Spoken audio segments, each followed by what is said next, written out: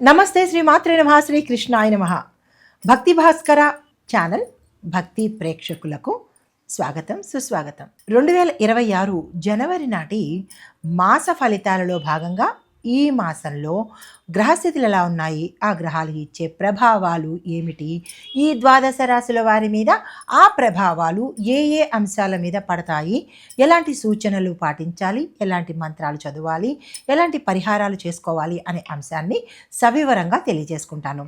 అయితే ఈ జనవరి 26 నెలలో మనకి సూర్యుడు అంటే మనకి సంక్రాంతి, భోగి, సంక్రాంతి, కనుమ పండుగలు వస్తాయి. ఈ సమయంలో సూర్యుడు మకర రాశిలోకి ప్రవేశిస్తాడు.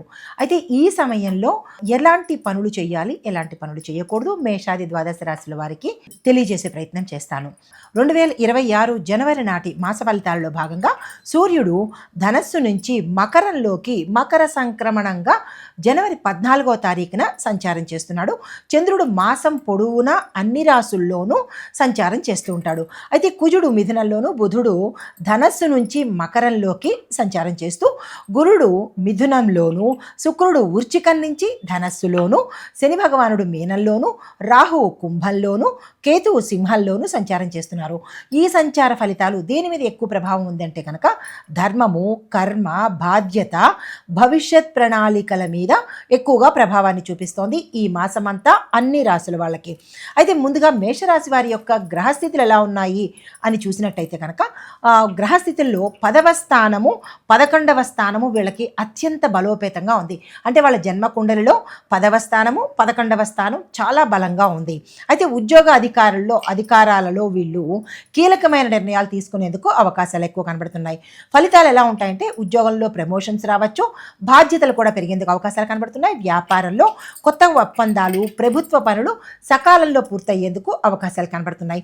అయితే విద్యాపరంగా విద్యార్థులకు చూసుకున్నట్టయితే కనుక టెక్నికల్ రంగంలోనూ ఇంజనీరింగ్ విద్యార్థులకు అత్యంత విజయాలు సాధించుకునేందుకు అవకాశాలు ఎక్కువ ఉన్నాయి. అయితే ఆర్థికంగా చూసినట్టయితే కనుక ఈ మాసంలో వీరికి, మేషరాశి వారికి స్థిరత్వంగా ఉండేందుకు అవకాశాలు ఎక్కువ ఉన్నాయి.